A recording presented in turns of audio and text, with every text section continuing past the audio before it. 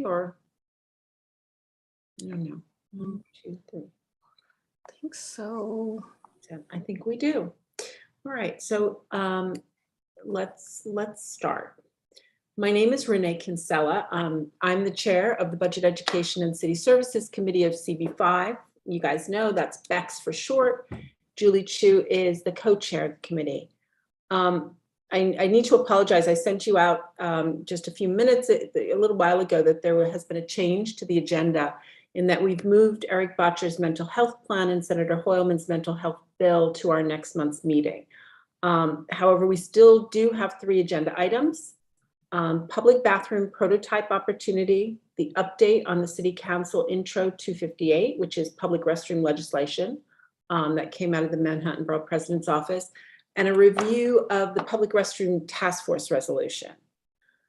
Just a little bit about the way BEX works. Each presenter will have the opportunity to speak, and after their presentation is concluded, the committee will be permitted to ask questions of the presenter. And then when all the questions have been answered, members of the public will be permitted to ask questions. And then once those questions have been addressed, the committee will go into business session. And this is where only members of the BEX committee discuss the issue amongst themselves and determine what action to take. BEX is a little bit different than some of the other committees that we have at CB5 in that we don't have applications. So our determinations may not be as straightforward. We may decide to draft a resolution to support an issue, or we may decide to use the presentation to inform our collective knowledge going forward for future resolutions and letters. If in fact the committee does decide to draft a resolution, we do have an action item tonight. It is voted upon by all the present members of BEX, and if it passes, it'll be presented to the full board of CB5 for a vote, and that vote, the vote of the full board, is the final position of CB5. Our next board meeting is not until, I'm gonna lie, it's May, I wanna say 12th. Is that right? May 12th, yes. May 12th, okay. So anything we do tonight won't be heard or actioned by CB5 until that time. So to get right to it, I'm going to just be terrible at your name, Eugenia. It's Eugenia D. Gerald. I'm going to massacre it.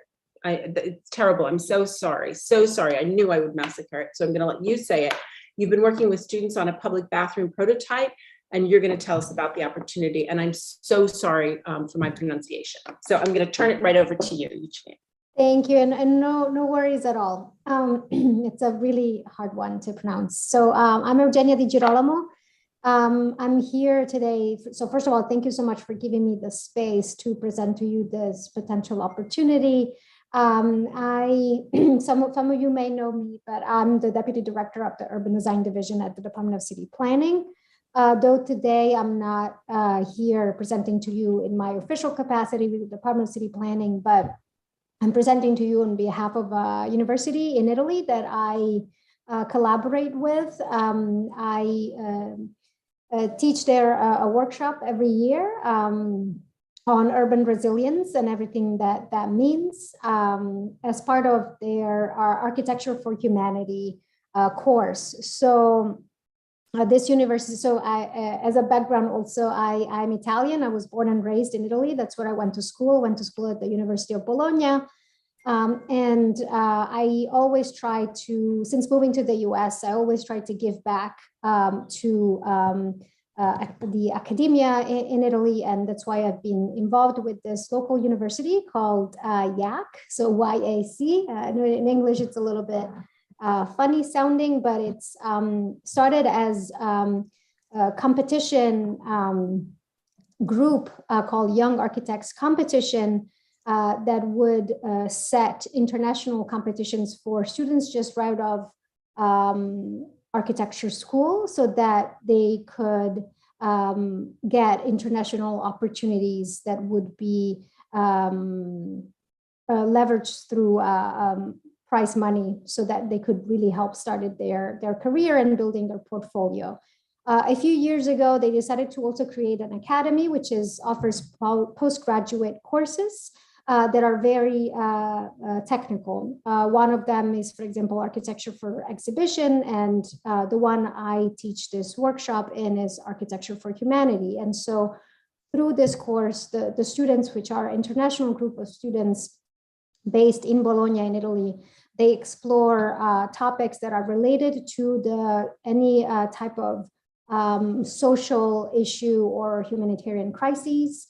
And as part of the course, they also do a 5-week studio, which is very short and kind of a sprint.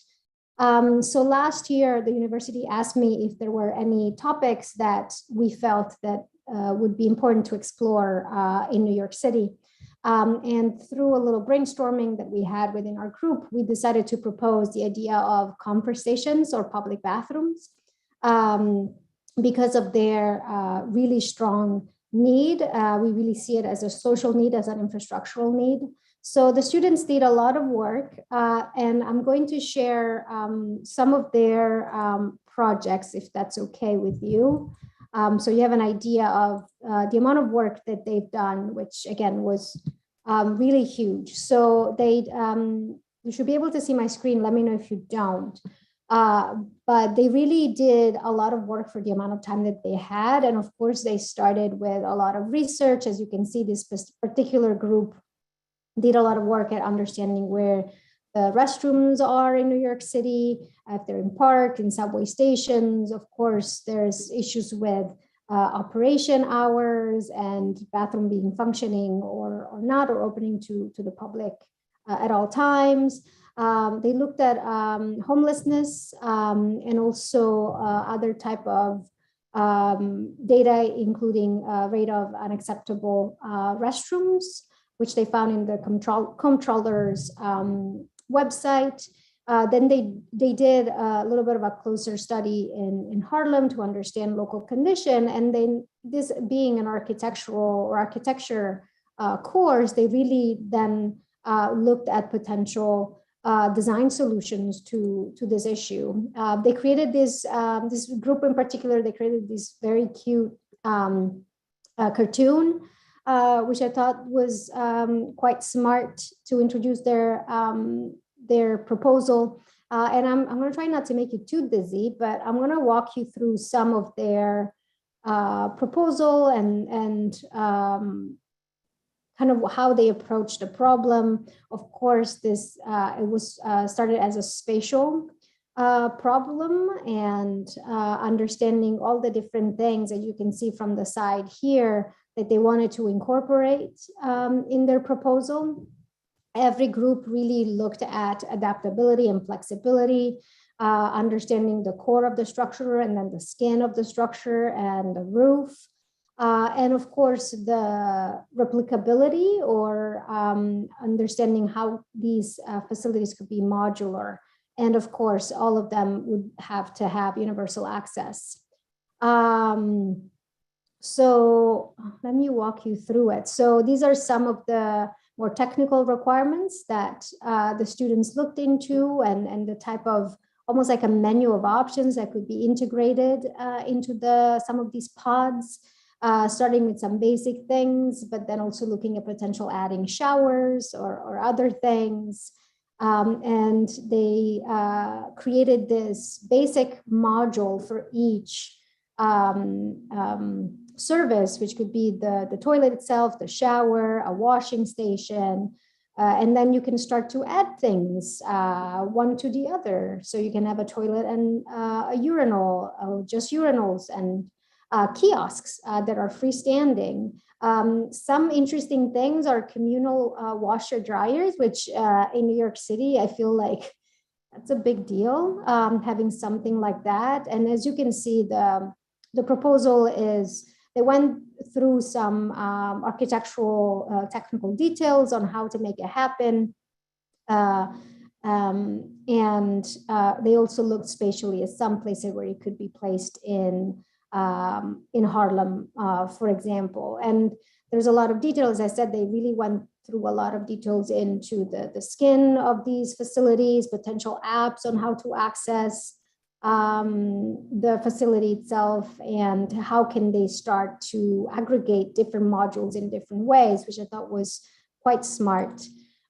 This other group started with a parking lot size. Of course, this is in metric because they were in Italy, but then started to understand how you can move something anywhere as the basic structure of the pod, and then adding to it other elements so that you can start having a bit more of a social component to the module. Really, like several groups latched onto the idea of actually elevating the base a little bit so that you could see if someone is inside the pod itself.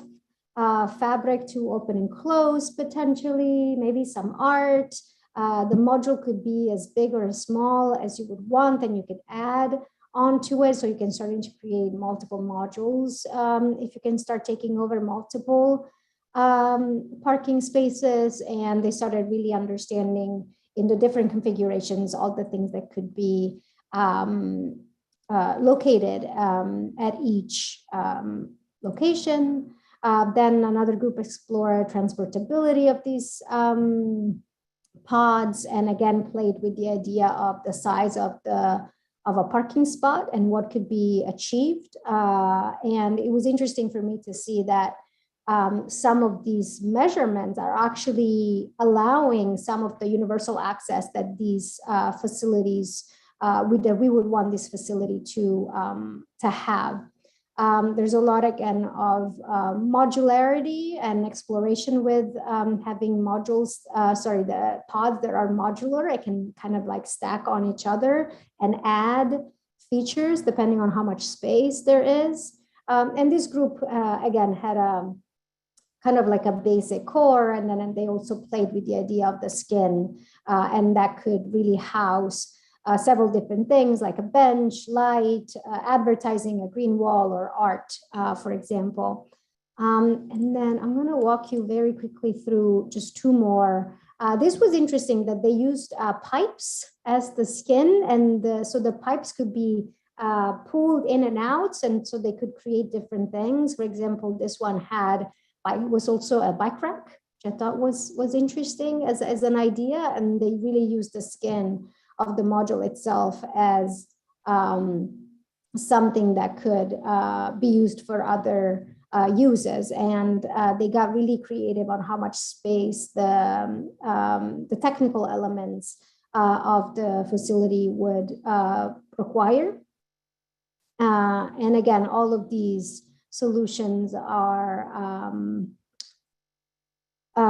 fully accessible, so university accessible. And here they just played with materiality and terrazzo tiles, which is very Italian. And then just the last one to show you is this idea of also having a basic module and the skin, which seems that all of the group kind of gravitated towards this, but then being able to, depending on the size, place it on a sidewalk, on a square, or in a park.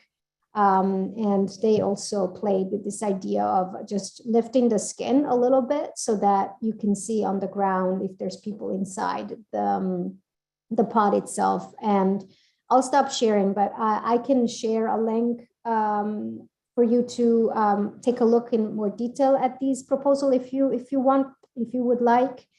But the students have done a lot of research, both for pods that could be attached to the grid, but also off grid, and the sustainability implications of an off grid solution where you need trucking to come and bring clean water to the pods, and then taking the black waters out and somewhere else, which I thought was interesting, something I'd not thought about.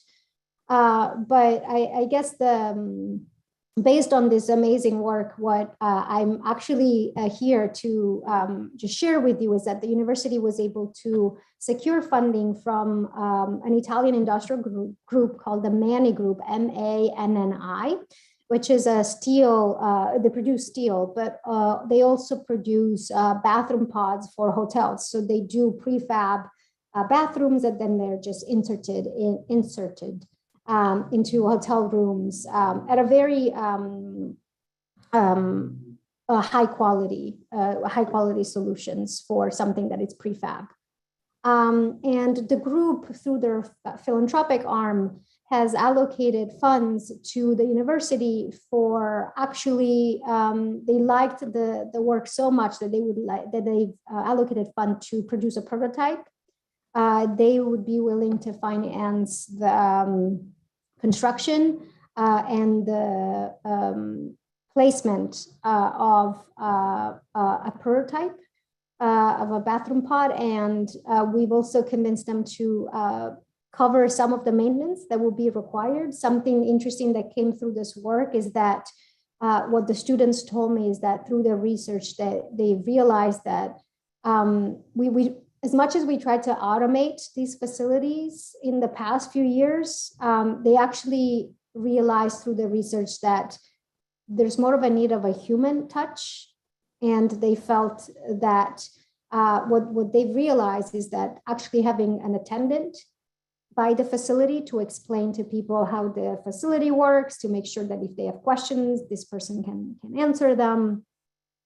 And so that was something quite interesting. But of course, that would increase the cost of maintenance for sure of the pod itself.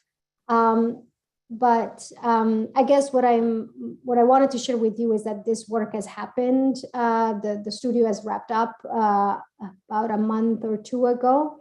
And now I'm helping the university kind of traverse what would be the requirements or the opportunities to actually get this prototype designed, the design finalized and built and placed somewhere.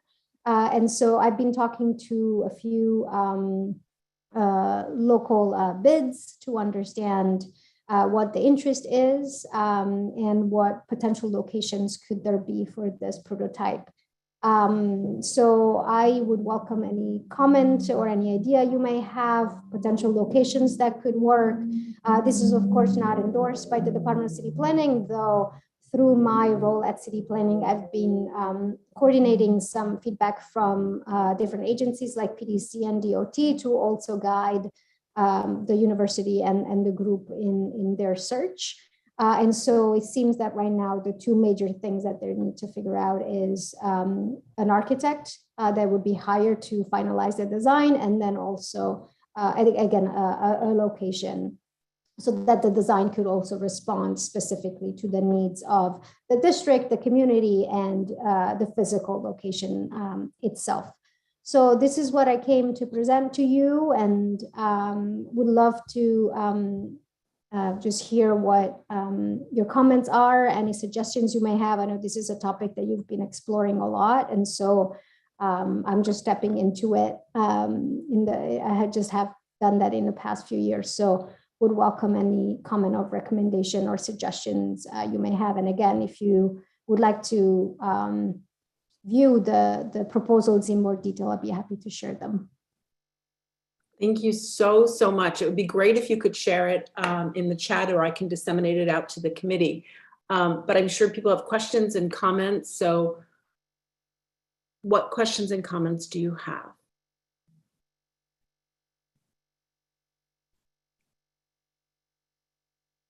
Anyone? Tristan. Thanks so much for coming in and presenting this. It seems very interesting. Looking at some of the other like cities or countries that have implemented like similar programs or systems, did you notice any trends in terms of how successful they've been in terms of whether like single units standing alone in their success versus having multiple units together? Because I can't recall exactly where I'm getting this from, but I feel like I read something a few years ago about how one program wasn't as successful because it was a single unit and it was perhaps a little overloaded, and they thought one issue, it could have been resolved if there were like multiple units together. Was there anything like that you guys came across in your research?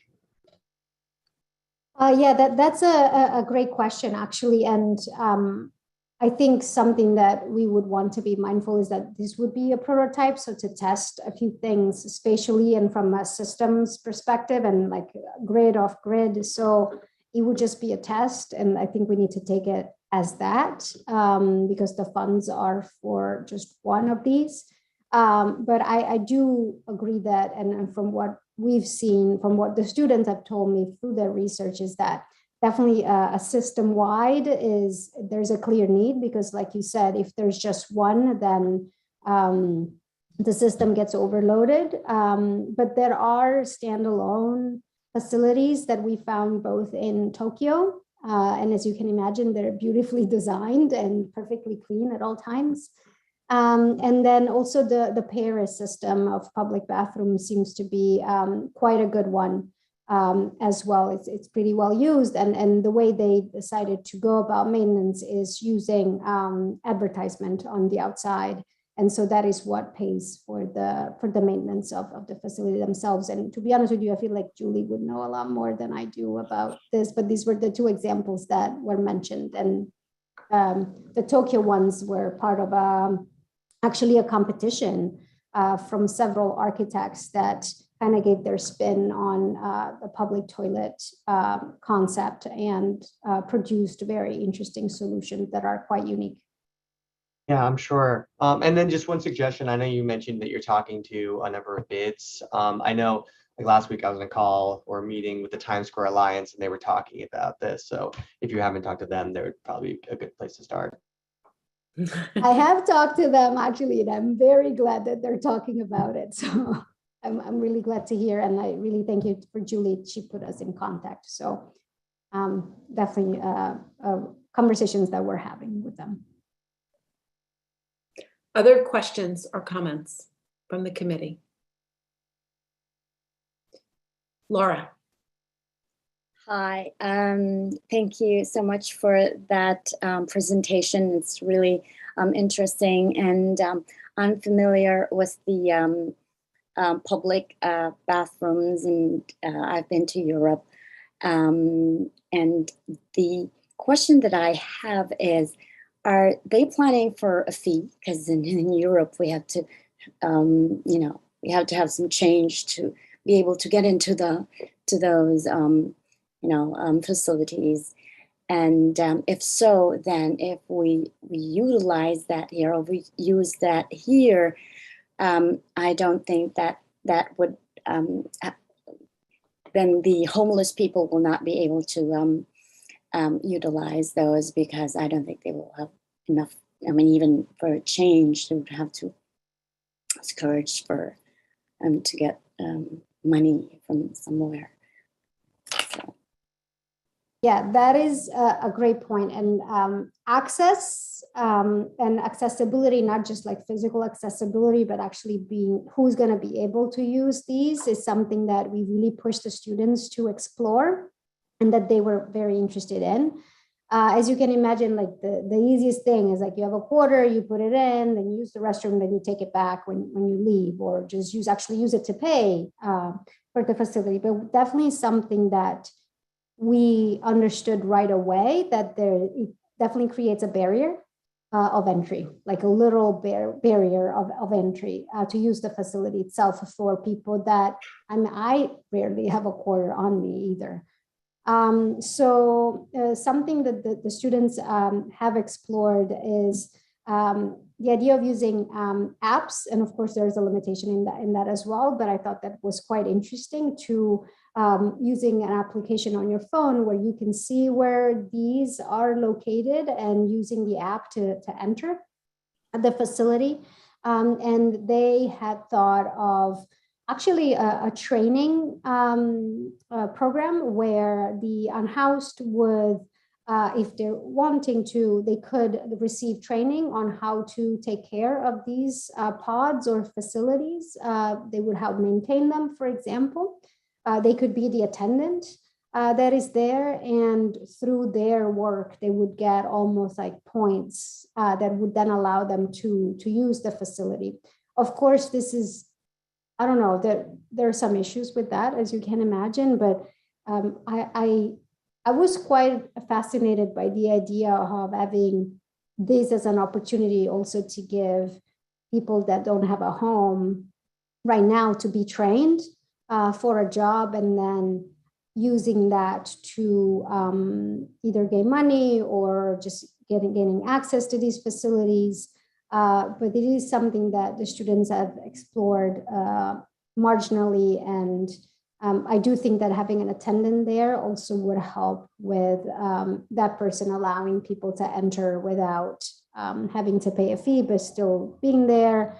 It's not something that they completely solved for, but they seemed to really going towards the idea of the app and these being free, but still being managed through the app for access.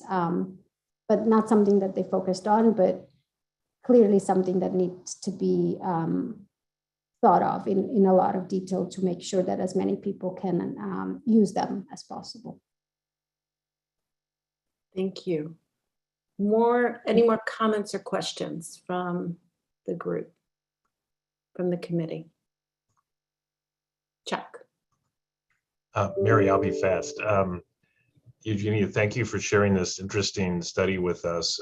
I'm wondering if the students did any investigation or gave any thought to whether there are other services or other resources that should be paired with the public restroom to make it a more attractive offering. Would be, I guess that's one side of my question. And the other side is, do we have any data or studies about what the presence of this facility does to the neighborhood in terms of its effects?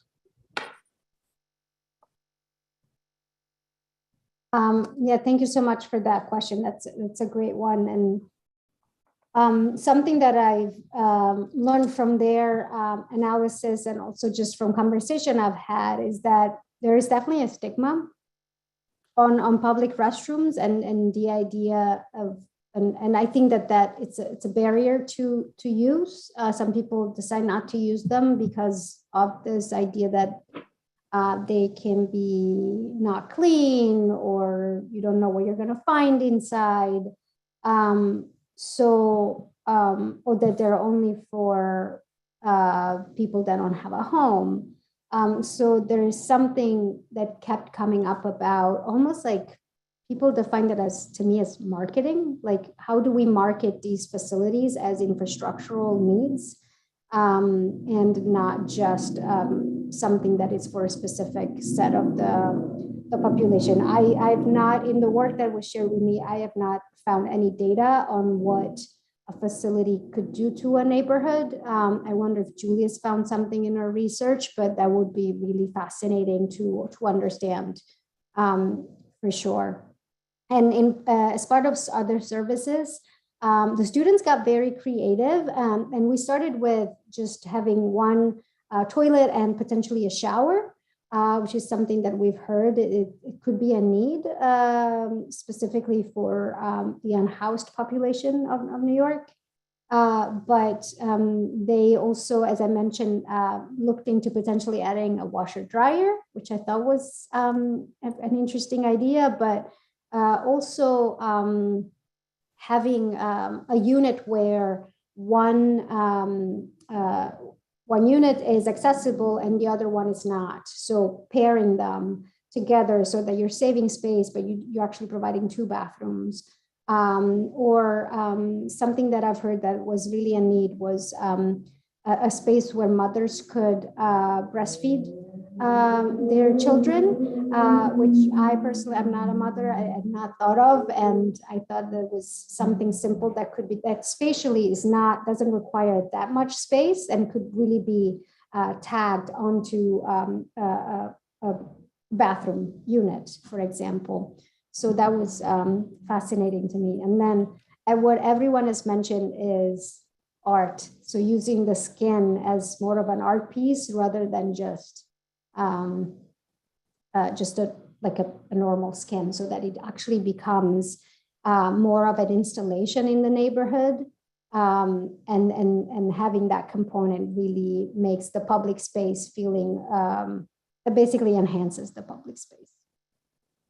Thank you. Mary. Yeah, thanks, Eugenia. It's just such a great comprehensive presentation and blown away by the creativity of the group. Could you speak a little more about the sanitization of the unit between uses? And would that require it to be like sort of hardwired and hard plumbed into a continual water source as opposed to just transporting water back and forth? I guess I'm trying to wrap my head around, the Paris model, which obviously is hardwired and is completely disinfected between use. And this sounds like a much more flexible type of apparatus. Yeah, that's a great point, and I wish I knew more. I'll share what I've learned from the students, which is that so they definitely looked into the technology where between uses there's just very hot steam that comes and sanitizes the pod. I've heard there were issues with that, people potentially being trapped in the pod, and then the steam goes off, and that was very, very unfortunate incident that has happened, I believe, actually here in New York City. So they looked into that for sure. To be honest with you, as soon as they started thinking about having an attendant, they actually felt that those could be the people that would clean periodically, but not between use. So I don't know, to be honest with you, I've not thought through it enough, but it is an option. I don't know. I don't know that I have a good answer for you, but that's definitely something that we would have to explore much further to understand. Thank you so much. Mary, do you have a follow-on, or shall I go to Tristan? No, that's great. Thank you. Okay. Tristan. So I know that you mentioned that you guys are going to be engaging an architect, but do you have any initial cost estimates about how much like production would cost, not including like the cost of design, or have you not reached that stage? Personally, no, I don't. But I can hopefully I can ask the university if they have an idea of what they are budgeting for. Thank you. Further questions from the committee? Any more questions? Okay, seeing none, I'm going to ask our attendees, we have a few, if they have any questions. Charles, I see you have a question. Yes, hi. I was wondering if any of the students looked into accessibility for people who are wheelchair users and who are blind. As a blind person myself, one of my concerns is, even though the facility sounds great, it's going to have maybe lots of extra features, is the format. And here in New York City, a lot of public bathrooms have different formats. Sometimes the hand dryer is by the door, sometimes it's located somewhere else, sometimes there's a hand pump soap attached to the sink, or sometimes it's on the wall, and sometimes it's very irritating and annoying as a blind person trying to find their way around to use the restroom, to find where the stall is, where everything is, because each restroom has a different formation. So I'm wondering, has there been any thought to having each pod be similar in format to help a blind person navigate? Also, if there's going to be washing machines and things like that, or buttons that need to be pressed, I hope there's going to be tactile, buttons. And also, my last question is, please let the app be accessible to Siri or VoiceOver on the iPhone, for people who are blind or visually impaired. Thank you.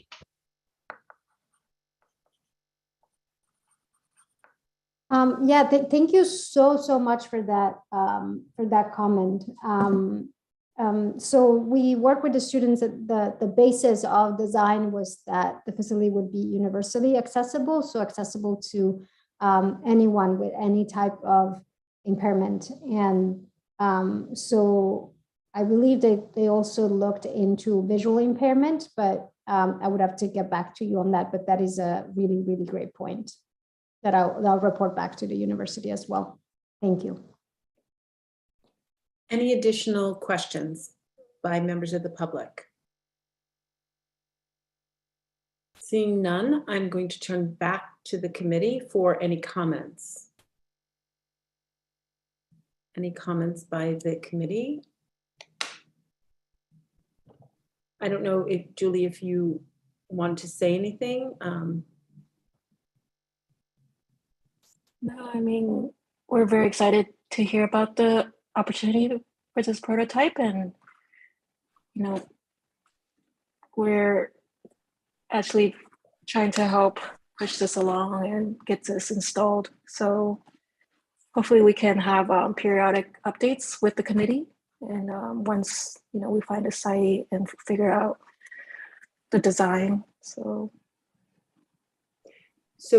I think it's fair to say one of the biggest things is to find a site. So throwing it out to this committee as well, as you walk along the streets, as you all live or work in CB5. If you think of any sites that you think would be really appropriate or would, welcome a bathroom, certainly I think you would be welcoming those ideas, right? Absolutely. That is really the key piece right now, is identifying a site so that the design itself could be responsive to the site. Right. I mean, I think we're really excited at the idea and the opportunity of seeing how this is going to play out. And if we can, as Julie said, we want to push it forward and help in any way we can. And we'll periodically be in contact and look for updates. And if you do share the presentation, we can send it out to the committee as well. Yes, I'll do so. And I'll send it to you, Renee, so you can share it with everyone. Perfect. Thank you so much for being here. Thank you for sharing the prototype. And we look forward to seeing it as it progresses. Absolutely. Thank you so much for your time. Thank you. Good evening, everyone. Bye-bye. Thank you. Next up, following on with the theme, I hope you're as excited about bathrooms. We have Brian, who's going to talk about the Manhattan Borough President's bill relating to just that, citing toilets and having bathrooms. So Brian, I'll turn it over to you. Thanks, Renee. Thanks everyone for having me. It's a pleasure to be here.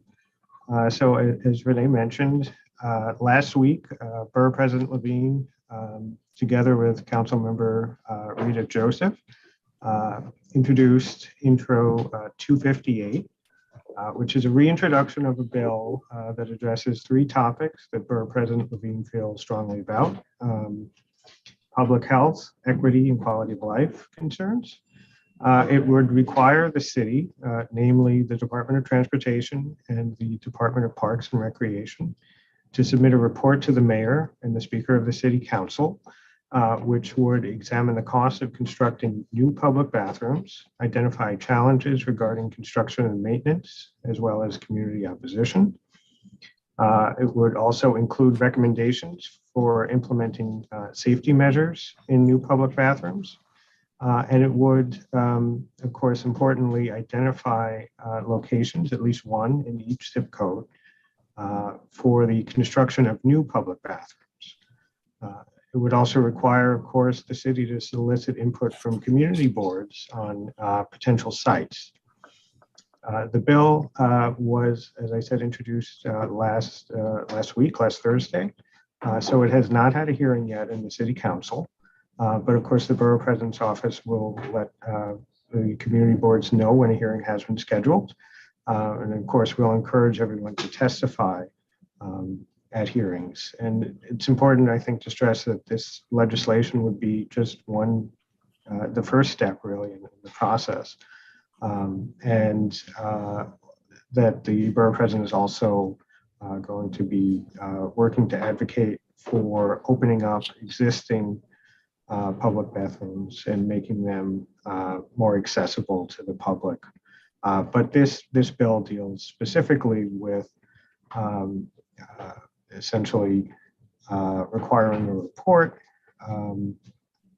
in 2023, if it were passed this year, on sites and challenges and costs to constructing new public restrooms. So that's the very, very kind of bare bones outline at this point. It still has to be negotiated in the City Council. And of course, we value and encourage everyone to testify when it is heard. So I'm happy to take any questions anyone may have. Fantastic. Thank you. Thank you, Brian. Questions from the committee about the bill? Chuck. Thank you, Renee. Hey, Brian.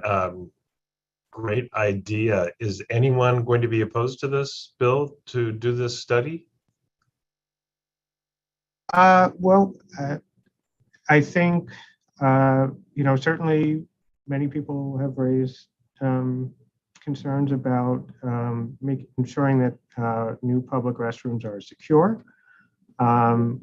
So I think that's really the main source of any potential opposition.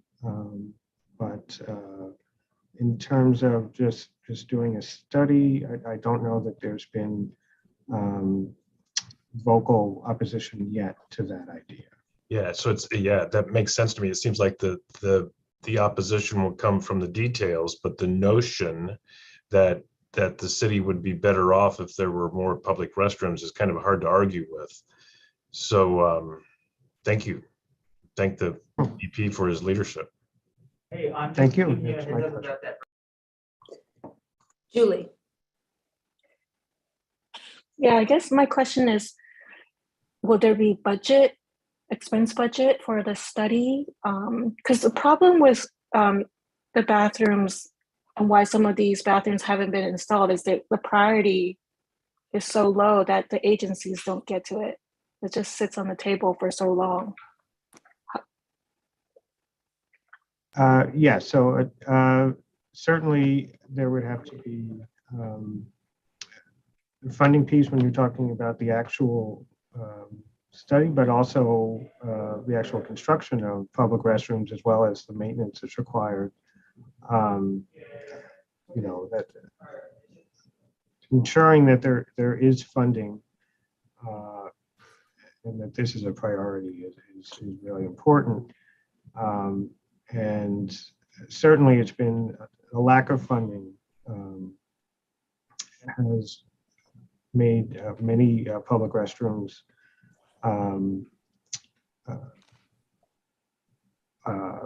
not accessible.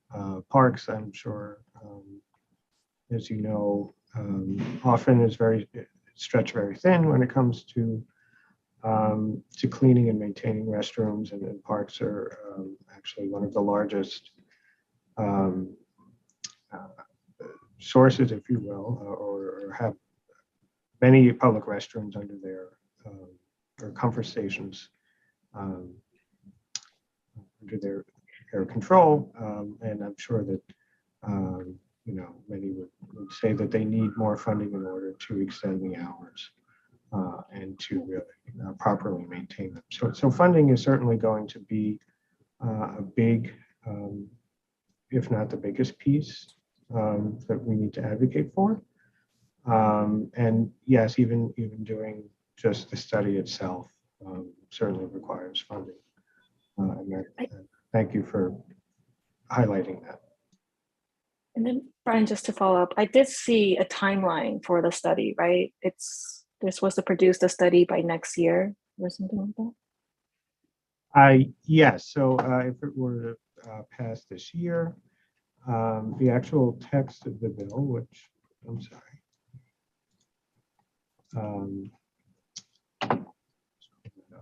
So it would be no later than June 1st, 2023. The Department of Parks and Recreation and the Department of Transportation would be required to coordinate and to submit to the mayor and the speaker a report. So a little over a year from now. And Go ahead, go Jill. ahead, Julie. No, you go I ahead. guess just to wrap that up, how many zip codes do we have in the city? And because that's a lot of bathrooms to cite. Yes. So I don't know the exact number of zip codes. I believe it's probably about 100, probably a bit more. So yes, so it's an ambitious project, certainly. Additional questions from the committee? I'm seeing none. Brian, I have a question. Is it better for this committee to wait until after the hearing to support this bill or now? So I think it's certainly helpful to have input before the bill is heard. But of course, you know, I wish I had a better sense of when it would be heard. But certainly we welcome input and resolutions and letters of support at any point. Thank you, Brian. Of course. Additional questions? Any more questions from the committee? Okay, seeing none, I'm just going to ask members of the public if they have any questions. Charles. Yes, hi. I was a little bit confused. Is the hearing open to the public or is it like a closed hearing? If it is open to the public, is it possible maybe the community board would be kind enough to email me like a direct link? Sometimes it's hard for me on the government websites with my talking computer. Some of the governmental city websites are not that accessible, unfortunately. So and sometimes are a bit confusing to find information on how to join a public hearing. So it'd be great if someone could pass that on if the public are allowed to testify. Yes, so the public is able to testify when the bill is heard. So certainly I'll be sharing, once the bill has a hearing date, I'll be sharing that information with the community board, and I'd be more than happy to send it to anyone who's interested. I wonder, Mike, if you could, if we could coordinate with Charles to make sure he gets the information, if that would be okay, Marissa? Yeah, we can absolutely do that. Thank you so much. Any further questions from members of the public? Another question for me, Brian, how many sponsors does the bill currently have? I know it was co-sponsored, but are there additional sponsors? Yes, so as of right now, there's 5 sponsors in the council, but hopefully more council members will sponsor the bill as well. Could you tell us who they are? Sure, yeah, of course. So right now, as I mentioned, the prime sponsor is Councilmember Joseph, but it's also sponsored by Councilmember Hanif, Councilmember Hudson, Councilmember Sanchez, and Councilmember Stevens. Okay. And I did put a link to the details of the legislation on the New York City Council's Legistar in the chat. But certainly, if anyone has any questions, please. I'll also put my email address in the chat as well. Please don't hesitate to reach out. Thank you. Okay. Comments from the committee? Mary. Yeah, I just wanted to say I can't think of much else that I could more enthusiastically support than this bill.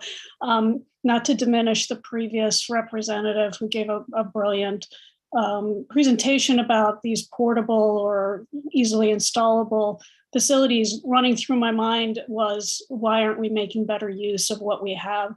The facilities, for instance, at Grand Central, they may not be ideal, but they certainly function and are well used and well attended. And anything we can do to increase the availability of toilets in the city. And I think this is a perfect investment for the city right now. Thanks, Mary. Other comments? What does the committee think of this? The idea of doing a study on public toilets and the bill itself? Mark? It seems fine. I have no objections to it. Okay. Anyone else? Any comments?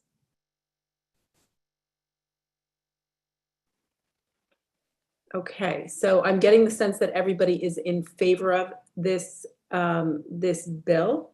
as Brian said, it was probably useful to have support. I'm wondering if the committee at this point would be things that they would like to support it with a resolution for the bill. In favor of, following on what Mary's saying, Mark's saying yes. Is this, Kim is yes. I would so move. You would so move. Okay, so Chuck is moving to support the production of this report. Yes. So moved by Support the bill. Chuck. Do I have a second? Seconded. Great. And Julie, could we vote on that? I'm sorry. My question is since we're presenting a bathroom reso as well, how can this be tied into the bathroom reso? Because we do request one additional bathroom in our reso for our district, or should this be a totally different reso? If it's up to me, I would say let's put them together. I think they're very consistent. We can support the bill and support the purpose of the resolution at the same time. I think we could do that if the committee agrees that they'd like to do that. We also have the option to do our resolution, the bathroom resolution that we have, and a letter. Could I get some comments or thoughts? Julie, go ahead. I wonder if we should take a look at the reso that is currently drafted and see if there's an opportunity to, incorporate the bill somewhere, and how we're very enthusiastic about it. Okay. As a first step. Okay. Sure. Okay. That sounds like a good plan if everybody is on board with that. So Brian, what we'll do is we also have on the agenda this evening a draft resolution on bathrooms, which Julie is starting to share and is going to present to us. It's something that Julie has been working on for a very long time. And with that, what I'm going to do is I'm going to turn it over to Julie. So, I know Renee sent this out, not sure if everybody read it, but basically it outlines the need for public bathrooms and the condition right now in the city with the number of bathrooms that we currently have, with the density and some of the concerns such as safety and full-time attendance. But we do ask at the end, just want to highlight is that we're requesting one additional 24/7 public bathroom. And this is something that we've had a public bathroom working group for the past couple months where we've been meeting weekly with CB1, CB6, and CB4 now I think is joining us. So they're planning to present at their committee level, requesting an additional bathroom in their district. And we're hoping to take this to Borough Board, or at least Vicki would take it to Borough Board, so that each Manhattan Community Board would request a bathroom in their district. But I think I was taking a look at the zip codes, the number of zip codes in CB5, and I think there's like 7 or 8. Of course, we share them with our neighbors. So it would be more than one if we were to support this study. And then some of the other requests, as the public bathroom working group as a whole, we wanted to make sure there's signage, that there's technology to help locate these bathrooms. I don't know if there's any questions about what's drafted and how we can incorporate some of the what the intro that Brian introduced to synthesize into one reso. I'm thinking, do we have any, Chuck? I was just going to say, Julie, thank you for all of your work. I apologize for stepping on your resolution. It's a great resolution. I totally support it. If it makes more sense to align with the other community boards, I'm happy. It's fine with me to do separate documents. I was just looking for efficiency. Comment? Go ahead, Julie.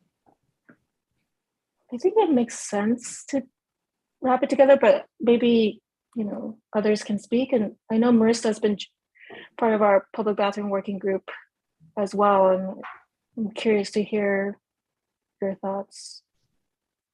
I just strategically, politically, I think I would separate them out. I think they're, while they're connected, one is really a reporting bill. And I think that, the restroom task force resolution goes farther. And I think you can mention the bill as under one of the whereases for the general support that we find out there. But I don't know. I think strategically I might just separate them out. That's really helpful. Yeah, I mean, also because you want the resolution to speak to the legislation specifically. It's going to go to council members to get their support for it. And so you just don't want to jumble that up with your own resolution necessarily. Okay. That makes sense, actually. Let me take back what I proposed, because there's specific things about the legislation, Brian, that I'm a little concerned about, that I hope we can provide some suggestions to include into the legislation in terms of the study. Maybe we can talk about that as a group, and let me share. So other comments, do other members of the committee have any thoughts on this? I agree with Chuck and with Marissa. Thanks, Lara. I think I do too. I think if we separate it out, either through a reso in support of the bill for the study or a letter, we can do either. And then keep the resolution for bathrooms as we've been working on it as a separate sort of tool. I want to apologize because we did not, when we presented the resolution, go to questions to the public. We went straight to the questions for the committee. I want to just check if there are more questions from the committee, because I want to give our public an opportunity to ask questions about the resolution as well. So are there any further questions from the committee before we continue with comments? Seeing none, I'm going to go to the public. And Charles, you had a question.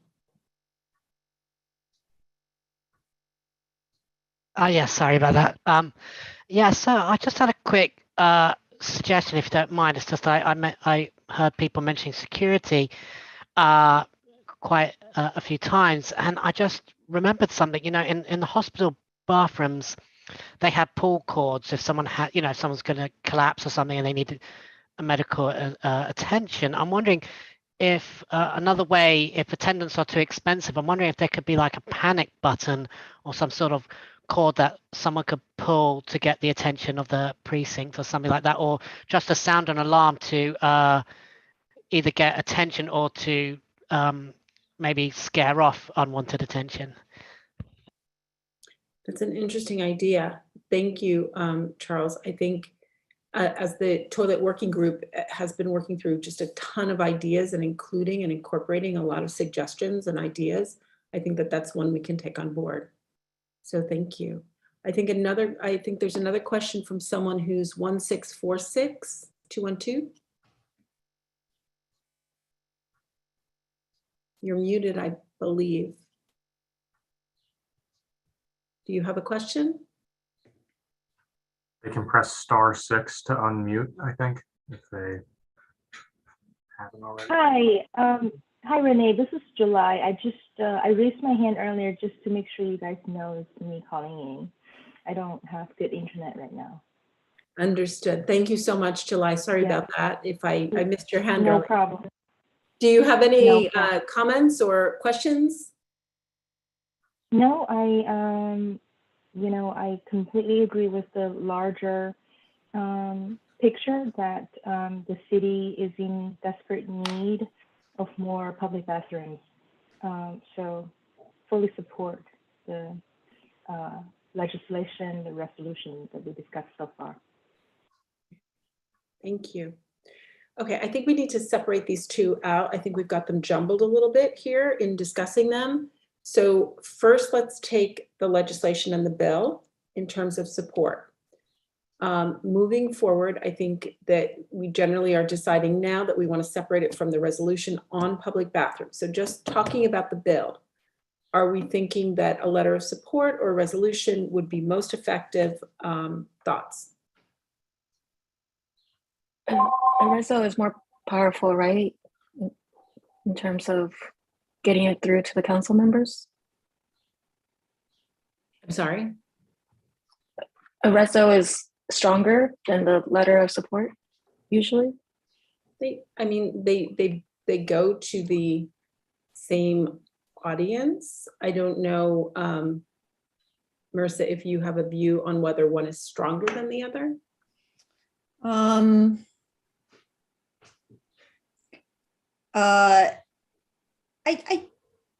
I don't know that it matters that much as long as it's taken up by the full board.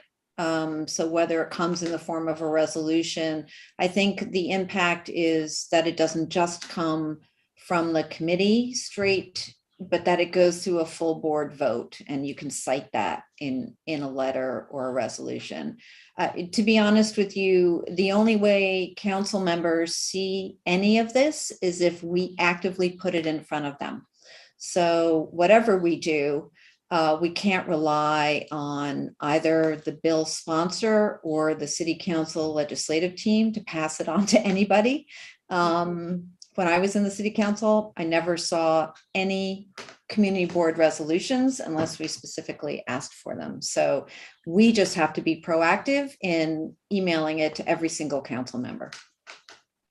Thank you. Thank you for that. Just in terms of the way BEX has traditionally worked, when we have chosen a letter, it tends to be signed by myself and then Vicky, and it tends to skip the full board presentation. So in that regard, and given Marissa's comments, my recommendation, although obviously you are the committee and I defer to your comments, is that we do it as a resolution. Everybody looks like they're nodding their heads. So going back, Chuck had originally provided a motion for a resolution in support of this legislation. Can I defer to you again, Chuck? Well, so go ahead, sorry. Julie. I just wanted to talk about some of the concerns that maybe we can add to the reso. Not just, obviously we support it, but there has been proposals to install hundreds of toilets in the past for decades, and it never came to fruition. So maybe some strong language to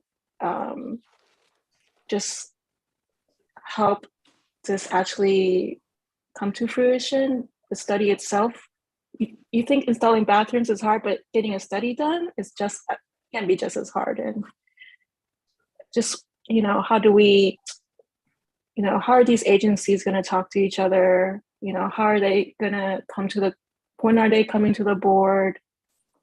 Early in the process would be preferred. Like, I'm just wondering if we can add some stipulations to our reso. What would those look like for you, Julie? I mean, it could be just some whereas before, we are in support, whereas this and this has happened before, and whereas it's important that the agencies meet with each other, and that they're both present when they come to the community board. Just some items that the council members should consider and maybe modify. And they're open to modifications at this point, I hope. And so it's documented in writing. I'm interested in testifying, but at the same time, just wanted to get it in writing our concerns and our suggestions. Okay. So what I'm hearing is you want DOT and Parks to ensure that they are communicating fully in order to achieve the goal of bathrooms in every zip I think code. that's important. And I mean, we've been talking to DCP as well, because DCP owns the POPs, and where they work with the developers, and POPs has a lot of open space that helps us with the clearance. Because one thing we didn't talk about with the first presentation and this one is there's just a lack of space, especially in Manhattan, to site these toilets. Mhm. And every agency needs to come together and help us Mhm. find that space. Other comments and additions?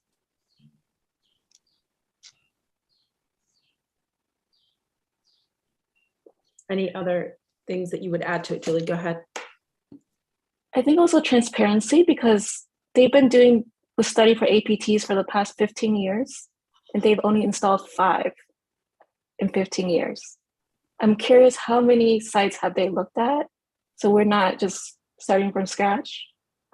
How do you make that public so that the community board, when we talk, it's efficient? It's not, we see what hasn't worked across all districts, not just within our district. Okay. We don't want to reinvent the wheel. This has been going on for decades, and we want to build from those lessons learned. Okay. So what I'm hearing is you're supporting the language of the bill, but you want to ensure that the agencies are speaking to each other, that they're not reinventing the wheel in terms of going back to do the work that's already been done. And you want transparency in terms of how many sites have been investigated, and recognizing that sites need to be identified by DCP as well as DOT and Parks at all levels. Right. Other comments that we wanted to include?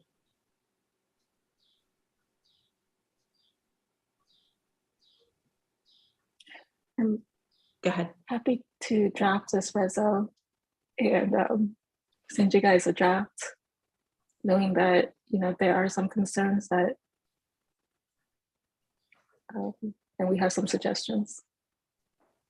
I think your suggestions are great. Again, Julie has been working on the issues of bathrooms for a very, very long time. You may recall we passed a resolution asking for public bathrooms, I want to say 5 years ago. Was it, Julie? At least. And so I think we back then were looking forward to public bathrooms. So I think here it's sort of again, we're saying yes, we would like public bathrooms. So going back to the resolution, we're going to support the resolution for the language of the bill, supporting the spirit of the bill. However, we do have the concerns that Julie listed that I had reiterated. Are we in favor of that resolution? I'm seeing thumbs up, thumbs up. Do I have a motion? I still move it. Thank you. Still move. Got a second? Second. Second, and can we take that to a vote? Thank you. Renee? Yes. I'm a yes. I think Zach left. Mary? Yes. Laura? Yes. Tristan? Yes, and I think Zach said that he was in favor in the chat too. Oh, okay. Thanks. Thank you. Rob? Yes. Okay. Kim? Yes. Okay. Chuck? Yes. Thank you. And July? I believe she also said in the chat she's in favor. Great. Okay, so that is passed, and Brian, what we will do is we will send you, again, it goes to the full board, so after our meeting on the 12th, should the resolution pass, then we will get you a copy of that. And if you let us know when the hearings are, I think people will be eager to testify. Thank you so much. And now moving to the resolution from the bathroom working group. As Julie mentioned, the bathroom working group with CB1 and CB6, there has been a lot of investigation, a lot of education, a lot of research, primarily driven by Julie, I have to say, that has gone into the resolution. You also received the draft report that sort of backs up that resolution. Do we have any questions to that draft? Any questions about that draft? I know that I'm going back a little bit, but I just wanted to unpick it from the bill. Okay, seeing none. Members of the public, we still have two. I want to see if you have any questions regarding the bathroom resolution that Julie had shared on her screen. Charles. Yeah, I just want to say I support the draft, especially as a person with disability. Sometimes I need to use a public restroom to take my medication. So I think it will help a lot of other people with disabilities who might be frightened to go out because of the lack of public bathrooms. Maybe this will encourage people in the disabled community who might have urological issues or anything like that or any other issues to be more confident about going out and enjoying our wonderful city. Thank you, Charles. Okay, so any comments from the committee about the resolution? Okay. Julie, thank you for all your work. Julie she is such an expert on this topic, and she has been working on it for so long and knows so much about the need and the requirements and the, everything about it. She's just been incredible. So, and let's not forget that she's doing a Jane's Walk on this topic. Yes, Julie, Thank can you you. tell us about the Jane's Walk? Yes, I'm gonna, if it's okay, I'd like to send a link to everybody because I'm so passionate about public bathrooms, and I thought, anybody would want to do a tour on bathrooms in Midtown. But this weekend, there's hundreds of Jane's Walk free tours around the city. And I'm going to do one visiting 6 different bathrooms in Midtown. So you guys can, if you're interested, feel free to join. But it's really to spread the word that we need public bathrooms and sending out that link so people know this is an issue. Okay. Thank you so much, Julie. Like, it's amazing all that you do, the work on bathrooms. I need a motion, I think. Motion to approve? The resolution, the draft resolution. Second. Great. Can we take this to a vote? Yes. Renee? Yes. My yes. Do you think Zach? Mary? Yes. Laura? Yes. Tristan? Yes. Rob? Yes. Laga, I think I missed you last time. Yes. And were you on the previous one? Yes. Okay. Great. Did you get Mark? No, but I'm I sorry. support it, and I support the prior resolution as well. Okay, great. Kim? Yep. Yes. Okay, Chuck Yes. and July. Yes. Okay, great. Thank you. So that concludes the agenda for this evening. Everybody, thank you so much. And we will send out the details of the proposal that you heard about. And also, Brian, if you share with us the details of when the hearing will be and Julie's walk, we will send that information as well. So thank you, everybody, and have a good evening. Thanks, Renee. You. Good night. Good night. Bye.